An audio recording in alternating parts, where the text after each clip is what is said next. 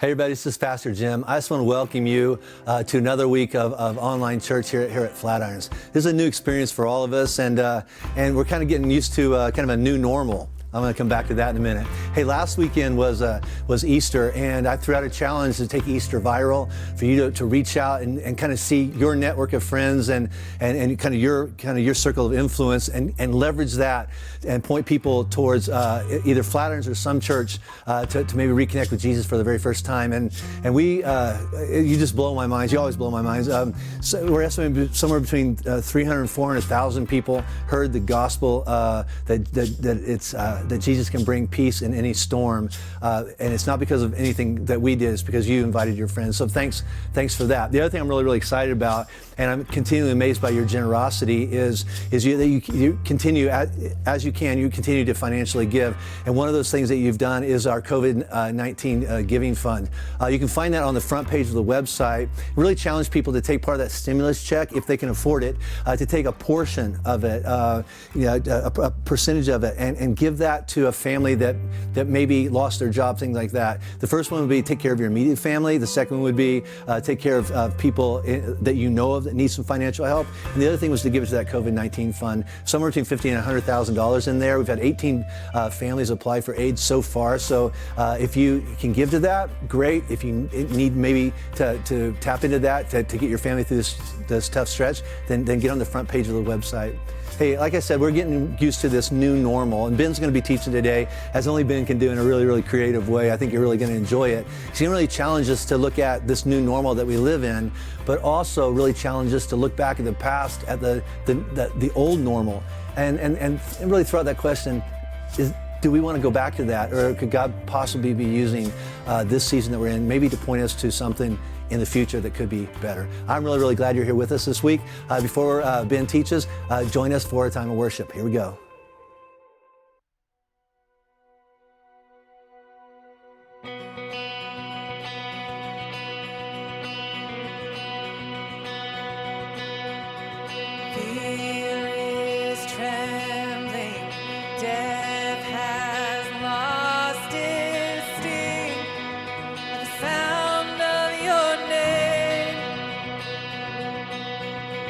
Love is shining.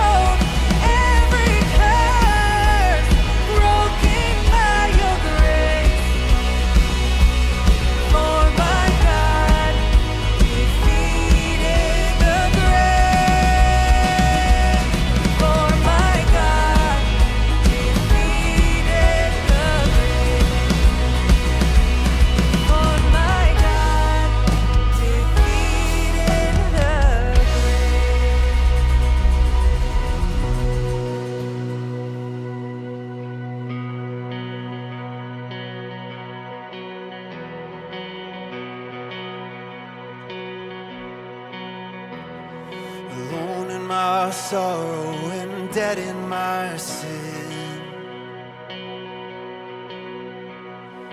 lost without hope with no place to begin. Your love made a way to let mercy come in. When death was arrested and my life began, ash was redeemed, only beauty remains. My orphan heart was given a name. My mourning grew quiet, my feet rose to dance. When death was arrested and my life began. Oh, your grace so free washes over me. You have made me new, now life begins with you. Released from my chains, I'm a prisoner no more. My shame was a ransom faithfully. He canceled my debt and he called me his friend. That's when death was arrested and my life began. Oh, your grace so free washes over me. You have made me new, now life begins with you. Oh, your endless love pouring down on us. You have made us new, now life begins with you.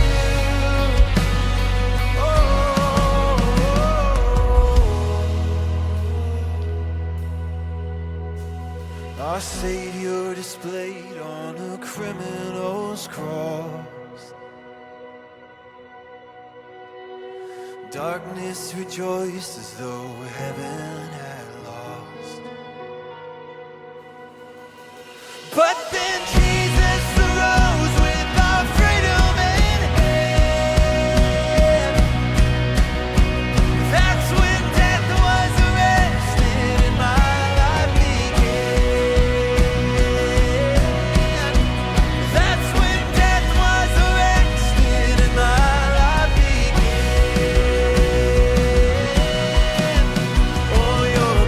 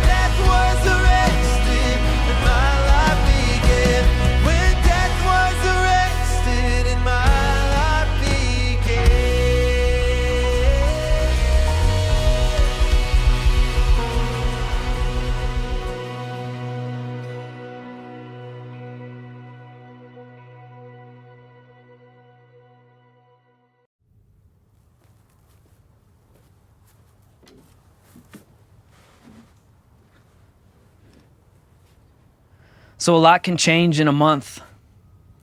I mean, last month we were all in our normal routines, right? We were going to work and we're going to the gym and we're going to school. We have date nights, we've got our friends coming over for dinner to our place. I mean, we had vacation plans, we had graduation plans, we had wedding plans. A month ago, everything was normal, all was well. But now everything's changed and it's like the world's been turned completely upside down.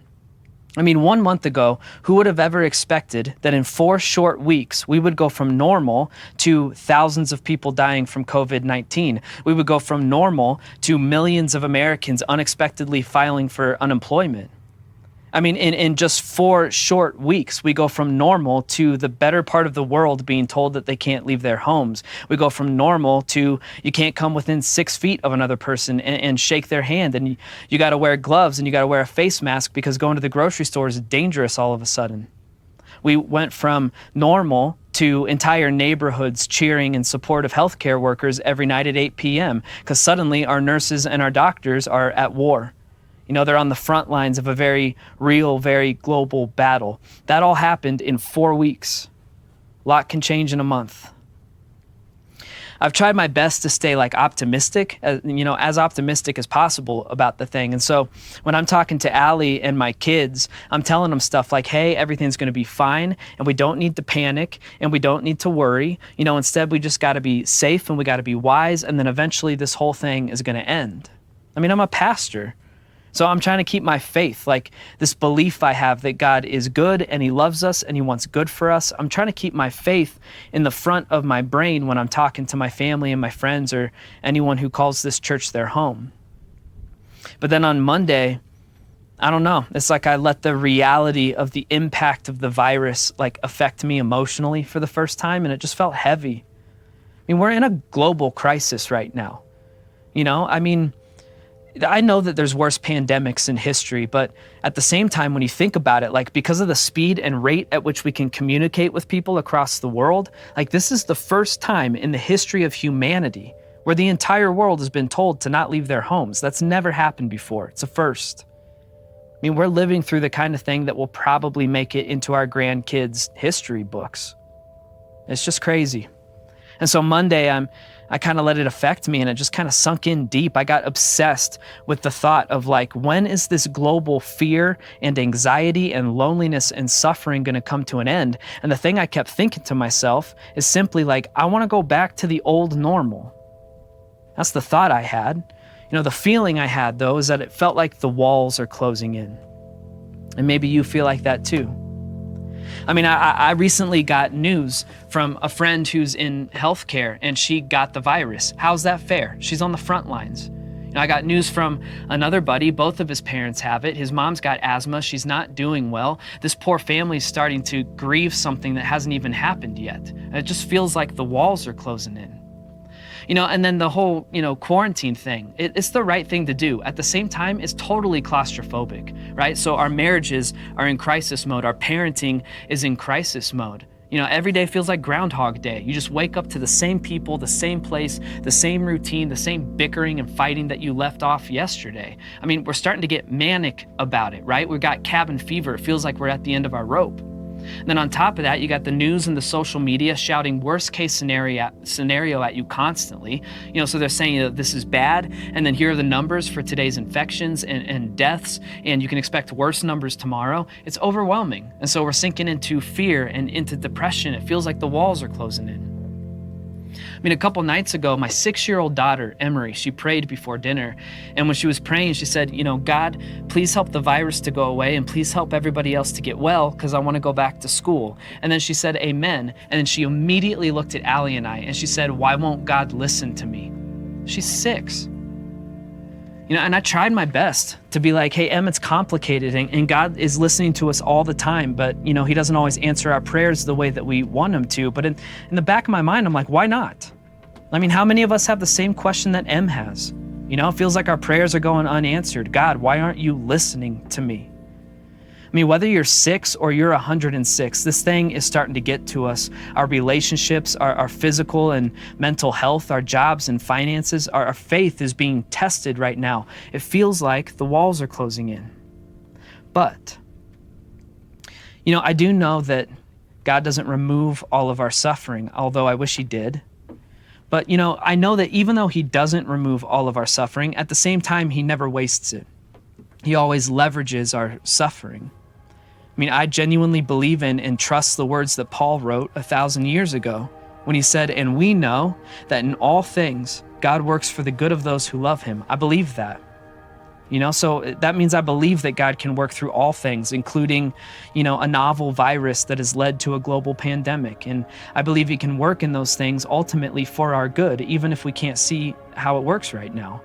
I don't know how, and I don't know why God chooses to operate that way, but I'm trying to trust in that. I'm trying to place my trust in the concept that God can leverage our current suffering for ultimately our good somehow. I don't know, to teach us or to grow us or to wake us up or to strengthen us, because he never wastes suffering. He always leverages it to prepare us for something better in the future. You might not believe that, you might not trust that, and that's fine. But just go with me on something for a second, all right? If that were to be true, then what could God possibly be teaching us right now? What are we supposed to learn? I want to tell you what I think that I'm learning, all right? And then maybe it'll resonate with you. So the discomfort that I'm feeling right now is essentially grief. I'm grieving the loss of the old normal. I want my kids to go back to school so that they can go be with their friends. And I want to go back to work in the office so that I can be with my friends. And I want to go back to a time when people aren't obsessively worried about their health or the lives of their loved ones. I even find myself missing traffic. Because even though it's annoying, it's a sign that people are out and about and they're going to work because they're employed, and which means the economy is, humming along and people are going to meet friends for coffee. Traffic is a sign that everything's functioning. I miss it. I miss the old normal. At the same time, though, I think I'm learning that a lot of the old normal was actually not working for me. And in fact, I think I'm learning that these walls did not start closing in on me 4 weeks ago. In fact, they've been closing in on me for years now. It just took a global pandemic and a shelter-in-place order for me to start seeing it. The breakneck pace at work, right? The old normal of trying to find all of my identity and all of my value and my performance at my job, it's not working for me. Feel constantly discouraged. There's always more that I could have been doing. And those walls didn't start closing in 4 weeks ago. Those walls have been closing in for years now. And I've always had a little patience and a lot of anger with my kids. Those walls have been closing in on me for years now. It's just now I'm stuck at home, so I have to constantly face it. I'm giving myself no grace as a parent. I'm just constantly discouraged by my inability to keep it cool. Maybe you get what I'm talking about. It's like the quarantine has taught us, you know what? Netflix isn't a good substitute for joy. I'm already sick of it. And social media isn't a good substitute for deep, meaningful relationships. And our jobs and parenting and training at the gym, whatever it is for you, they're actually not good substitutes for finding all of our identity and all of our self-worth. I know we miss it right now, but for a minute, I want you to critically think about the old normal, because the old normal was already crazy. You had Facebook and Instagram and Twitter and TikTok and email and HBO and Netflix, and you got to work. And then if you're not doing that, you got to take the kids to school in the morning. You got to hit the gym, got to be home in time for lunch and naps. Then you got to wake them up to go pick the other kids up from school, home in time for dinner in time for bed. And then when you're winding down for bed, it's back to Facebook, Instagram, Twitter, TikTok, email, HBO, Netflix. Old normal was already madness. Our lives have been claustrophobic, and these walls have been closing in on us for years now. See, I'm starting to learn that maybe I don't want to go back to old normal. Not all of it, at least. And so if God can use all things and work them for our good, then what if, in the middle of these very strange times that we're living in, what if God has also lovingly hit pause on the madness of old normal? What if he's trying to get our attention right now? What if he's lovingly whispering into our ears and he's saying, hey, the old normal was not working for you. You were taking your friendships and your relationships for granted. and your schedule was killing you and you're going nonstop, you'd built no time into your life for real, genuine peace, and you had been distracting yourself with meaningless things to the point where you can't think straight. You have no attention left to give to your marriage or to your kids or your friendships or whatever. What if God is teaching us right now? He's saying, hey, I never wanted old normal for you. And from here on out, I want to introduce you to a new normal, a different, better normal. What if he's saving us from a lifestyle that we didn't realize was driving us further into depression and anxiety and distraction and isolation? What if he's got something better in store for us? What if the words from the old psalm written by David are true? Where David says this, he goes, God, he pulled me out of that ocean of hate, that enemy chaos, that void in which I was drowning in. And then he eventually stood me up on a wide open field, and I stood there saved, surprised to be loved. What if that's what's happening right now? What if God is lovingly telling us, and he's saying, I don't want you to go back to drowning in the chaotic void of old normal. And instead, I want to bring you into the wide open field of a new normal.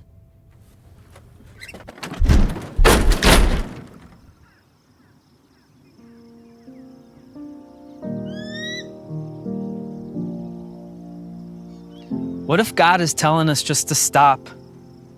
Stop the chaos of old normal and slow down and take a breath and make the changes that you need to now, the changes that are necessary to have a life with just more space.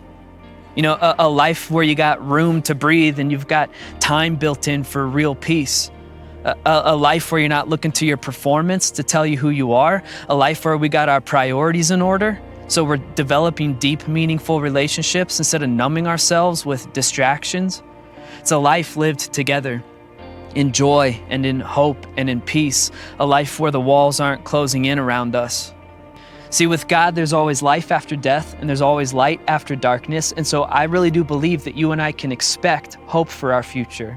And if we lean into him and we listen to whatever it is he's trying to tell us, then I believe that you and I can expect a new normal after we make it through this global crisis that we're in right now. Over the next few weeks, we're going to take a look at what the new normal could look like for our lives, but start doing the brainstorming now. Like, what's a part of your life that needs to hit restart? What is a part of your life that needs a new normal? I mean, we've got more time with our families now than ever. And so what could a new normal look like for your marriage or for your kids or for your parents? And what are the changes you can make now in order to make sure you get there? And we miss our friends now more than ever. And so what could a new normal look like when we finally get to see them again? And what are the changes we need to make now in order to get there? I mean, whether it comes to the way you treat yourself or that you treat other people or the way that you spend your money or you approach your job or the way that you deal with anxiety and fear and anger and loneliness, whatever it is for you, we have an opportunity right now to hit restart. We have an opportunity right now to make the changes necessary to enjoy a wide open new normal. I don't know what that's going to look like for you, but for today, we just have to answer one simple question. When all of this is over, are we going to go back to the madness and the chaos of the old normal that we were drowning in? Or are we going to choose to walk into the wide open field of new normal? God, please continue to keep the promise that you're close to the brokenhearted. Those of us who are sick or who have lost loved ones, or those of us who are overwhelmed with fear and anxiety and loneliness, those of us who have lost our jobs and filed for unemployment, God, stay close to us when we're brokenhearted. And God, please help us to learn something in the midst of this pandemic. Thank you for sticking by us through the old normal, but God, please don't let us settle for returning to the chaos we were drowning in.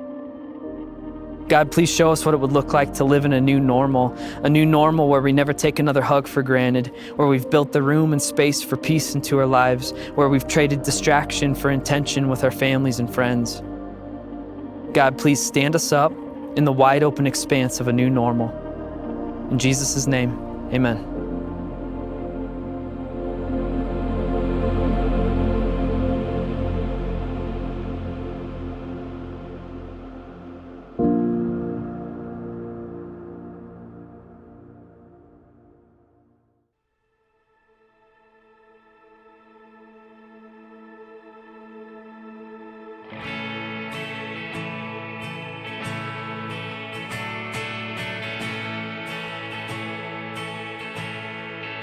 I've searched the world,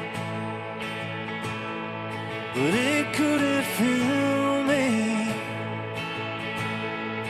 Man's empty praise and treasures of faith were never enough. Then you came along and put me back together. Every desire is now satisfied here in your love.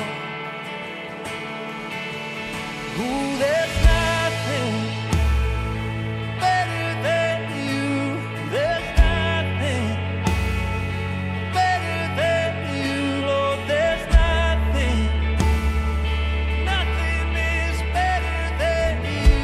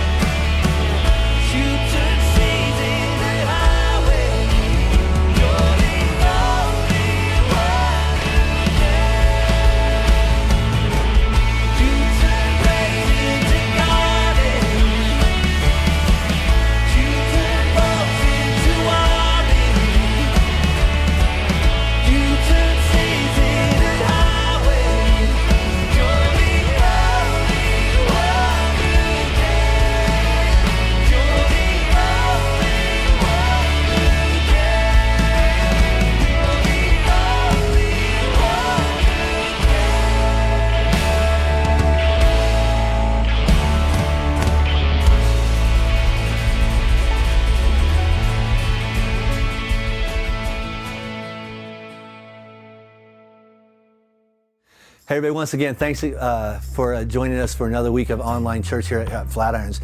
You know what you just saw Ben do, Ben is so creative, but it takes an entire team of people kind of behind the scenes that you never get to watch. It's just more than me or Ben teaching. It's more than the worship leaders and the musicians.